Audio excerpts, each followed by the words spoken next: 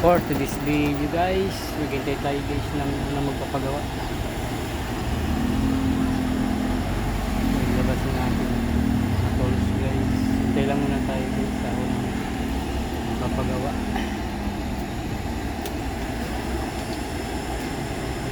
Habang tayo maghintay tayo.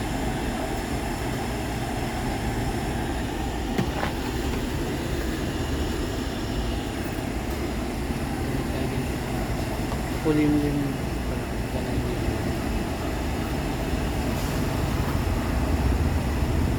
morning guys sa ating followers,